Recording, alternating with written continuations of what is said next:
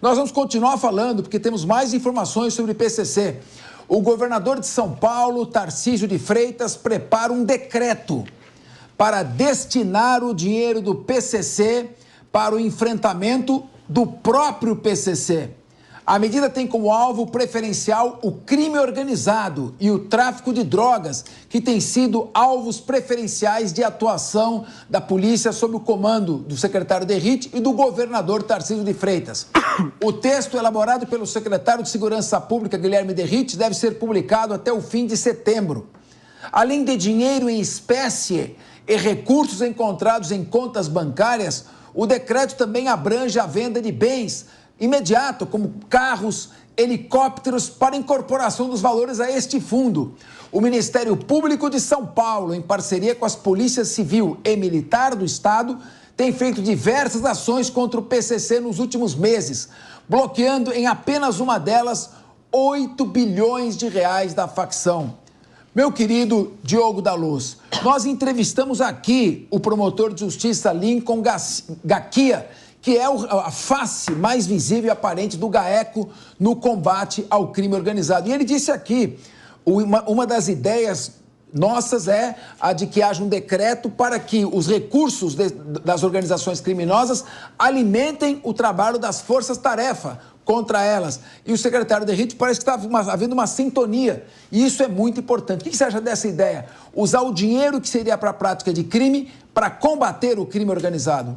Eu acho a ideia excepcional. Agora, ela precisa ter um embasamento jurídico muito sólido, porque a pior coisa que pode acontecer é ele baixar esse decreto, começar a usar o dinheiro do PCC contra o PCC e acabar acontecendo o que nós já vimos em outros carnavais. Depois, o judiciário, seguindo a legislação maior, acaba sendo obrigado a determinar que esse dinheiro tem que ser devolvido ao PCC. Isso acontece no Brasil. E não é porque tem um ou outro juiz maluco, não. É porque a nossa legislação, muitas vezes, protege demais o bandido. E é preciso também olhar para uma outra coisa. O que faz o crime organizado crescer no mundo? Se a gente não olhar desde a raiz, a gente vai ficar discutindo as feridas de uma grande infecção. A maior causa para a organização de crimes organizados em todo o mundo são as proibições excessivas. Não só de hábitos de jogo do bicho, por exemplo, de outras coisas que muita gente vai falar, não pode liberar, pode não liberar. Quanto mais você proíbe, mais acontece. Nós temos também proibições federais, estaduais e municipais em muitas cidades para formação de loteamentos populares. São tão complexas as regras que ninguém legalmente consegue fazer um loteamento para um pobre morar. O que acontece? Quem faz isso é o crime organizado, é o PCC. Ganha fortunas, que ele faz tudo ilegalmente. Uma das regras que alimenta esse crime organizado é que no país inteiro ninguém pode morar num terreno com menos de 125 metros quadrados, porque isso seria uma aberração, um abuso contra o cidadão. Agora, vamos olhar para as cidades grandes. Quase metade da população mora em terrenos menores do que isso, porque não tem dinheiro para comprar maior. E se for seguir todas as regras para formar um loteamento, por exemplo, fica extremamente caro e inviável. Aí que surgem as invasões com o apoio do PCC, os loteamentos organizados pelo PCC e uma série de outras atividades muito mais perigosas, aonde eles se envolvem também. Se a gente não olhar desde a raiz, a gente não vai resolver esse problema. Ô Diogo, só fazendo aqui um acréscimo à tua fala, você está coberto de razão e foi justamente o que nós repercutimos na primeira pauta. O ministro Lewandowski reconhece que o crime organizado tem mais prosperidade que o próprio Estado justamente diante da falta de burocracia. Como o primeiro comando da capital, todas as outras facções criminosas, eles não estão adstritos, a atuação deles não está condicionada àquilo que dispõe essa legislação densa que nós temos no Brasil, eles têm muito mais possibilidade de multiplicar o seu dinheiro. Tanto que o PCC nos últimos 10 anos saiu de uma operação de 6 milhões de reais anuais para uma operação de 1 bilhão de real anual. Agora, 1 bilhão de reais anual. Agora, eu elogio muito também essa medida do Tarcísio. Acho uma iniciativa excelente e considerando até esses valores que eu trouxe aqui, que é a movimentação financeira do primeiro comando da capital, isso desprezando a movimentação financeira de todas as outras facções que nós temos em atuação aqui no estado de São Paulo, vai proporcionar para a nossa segurança pública um caixa volumoso para atuar. E aí eu faço coro aqui ao Diogo da Luz e eu espero também que as nossas forças de segurança não encontrem entraves dentro do nosso próprio sistema de justiça para utilizar o dinheiro do crime organizado contra o crime organizado. E você que está em casa pensando que isso seria um grande absurdo, vamos lembrar que há pouco tempo o nosso judiciário devolveu mansão, lancha e helicóptero para chefe de facção criminosa que também já havia sido solto e fugiu. Então, não seria nenhuma novidade no país, como disse aqui o Diogo, ver a nossa justiça devolvendo para os criminosos esse dinheiro que é apreendido nessas operações. Agora, os nossos políticos precisam também abrir os olhos ou parar de enganar a população com bravatas eleitoreiras. Porque, veja, proibiram recentemente o vape, aquele cigarro eletrônico. Não gosto, não fumo, felizmente ninguém na minha família usa. Mas, quando você proíbe, você tem quem patrocinando esse ato? É o PCC, suas demais facções, porque é mais um negócio para eles. Cada proibição desnecessária é isso. E quando eles dizem, Prandtl tem que morrer na cadeia, que fique lá de qualquer jeito, eles estão dando a maior ferramenta para alimentar o PCC, que, como já disseram aqui, lá dentro da cadeia as pessoas ficam largadas e um garoto que entre por uma bobagem qualquer que cometa dentro de uma cadeia, a primeira informação que ele recebe é: escolha uma organização criminosa para se filiar e ajudar a sustentar para a sua sobrevivência dentro da cadeia. Assim que vai se alimentando o crime organizado. E o Diogo da Luz fez uma observação, depois o Diego também, de que para que haja o perdimento desses bens em favor da União, é necessário uma condenação, após a condenação transitada em julgado. Então vai ser necessário uma certa cooperação com o judiciário para interpretar de que esses bens podem ser vendidos, vão sendo utilizados e depois, caso eles possam ser restituídos, ressarcidos a quem de direito posteriormente. Mas que não fique se esperando eternamente terminar um processo para só então usar esse dinheiro, porque o crime organizado não espera. Ele é desburocratizado. Agora, os dois tocaram num ponto, o Guilherme Mendes, eu quero aproveitar a sua experiência. Você foi controlador geral do município. E a gente sabe que na periferia, nos extremos, Grajaú, por exemplo, e outros extremos da cidade de São Paulo, só para pegar um exemplo, cidade de São Paulo, há loteamentos feitos pelo crime organizado.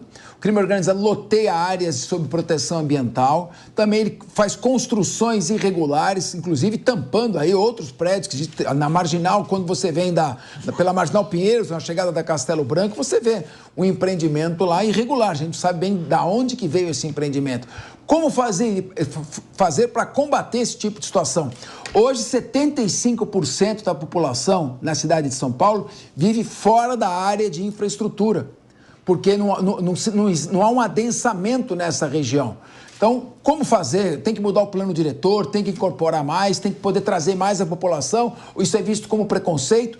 Como fazer também nessa questão dos loteamentos clandestinos? Capês, esse é um problema muito maior, né, do que propriamente combater as construções irregulares. A gente tem que enfrentar o problema da moradia, porque esse tipo de solução, seja financiada pelo crime organizado, ou seja, simplesmente uma construção irregular, em área de manancial, em área invadida, isso tudo ocorre porque as pessoas não têm acesso à moradia. O Diogo, por diversas vezes, coloca a questão da reforma legislativa como uma possibilidade de se legalizarem imóveis, legalizarem construções, mas falando especificamente disso que você colocou, uma cidade como São Paulo, com milhões de moradias, de construções sendo feitas de forma simultânea, só tem a única chance de êxito na sua fiscalização se for usada muita tecnologia. Nós vimos aqui casos recentes de prédios sendo construídos à revelia do município, sem nenhum tipo de fiscalização, no centro... Só uma pergunta. Claro. Qual tecnologia é necessária para dizer que uma pessoa pode adquirir um terreno de 30, de 40, de 50 metros quadrados? Enquanto a gente diz que na Faria Lima podem morar num apartamento de 17, por que eu tenho que insistir que em nenhum lugar do Brasil o terreno pode ter menos que 5? Não, sim, é o que eu ia... Precisa de tecnologia? O que você está colocando é a questão da mudança legislativa para aquisição e para para a configuração de loteamentos. Ok, isso é um ponto. O segundo ponto que eu ia colocando é a questão das construções irregulares, que é isso que o Capês falou, os loteamentos clandestinos, e a gente viu muito isso no Rio das Ostras, no Rio de Janeiro, e aqui em São Paulo também está acontecendo. Sem o uso da tecnologia, georreferenciamento... Por quê? Porque a lei não é tecnologia. Não é... A lei cria tamanhas proibições que ela só esquece que as pessoas precisam Não, mas não é morar. isso. Mas uma coisa... impede a moradia em um monte de lugares. Uma coisa que você está colocando... Quando acontece clandestinamente. Uma coisa que você está colocando é a legalidade do lote, não é? Do terreno. Poder ou não ter uma determinada dimensão. Isso é um ponto. O outro ponto é você construir sem autorização legal. Isso vale tanto na periferia... Por que alguém precisa de burocracia para construir a sua casinha? Por que, além de tudo, para construir a sua casinha precisa ter recuos e isso e aquilo? Sabe por quê? Porque são os criminosos muito bem organizados que financiam esse discurso que só pode fazer se for maravilhoso. Tem que ter praça, escola grande, etc., rua de 8 metros, e aí ninguém dá conta. Esse é só um dos problemas do loteamento, porque envolve muitas outras questões. Assim, sem dúvida que o que o Diogo da Luz colocou agora é o seguinte, quando vai ser feita uma lei, um regulamento, é tão bonitinho, o ladrilhinho, tal, coloca tudo, mas sem um contato com a realidade. Exige aquilo que não vai ser cumprido. Mas a minha pergunta, Guilherme Mendes, é o seguinte, não é a pessoa que faz sua casinha lá, é a organização criminosa ocupa toda uma área, divide, loteia essa área, vende terrenos irregulares para a população de boa fé, normalmente com o único dinheirinho que eles têm, depois eles não terão mais regularizado aquela terra. E o poder público está ausente. Sim. Quem está presente é o crime organizado. Ele ocupa uma área que era obrigação do poder público estar lá para proteger, que é obrigação do poder público impedir a edificação. E, Capês, eles ocupam também as construções já entregues. A gente tem notícia de vários conjuntos habitacionais que estão na mão do crime organizado. Eles vão lá, depois de construído, pronto o prédio, tomam aquilo como se fossem administradores, síndicos, e as pessoas só podem morar ali se pagarem. Muitas delas são colocadas para fora, porque ali não tem judiciário, não tem nada, é na bala mesmo. São colocadas para fora se não pagam, em conjuntos construídos pelo próprio poder público, Coab. Então, a situação é bem complexa, não é? Muito bem. Bom, são 14 horas e 33 minutos. Repita. 14h33.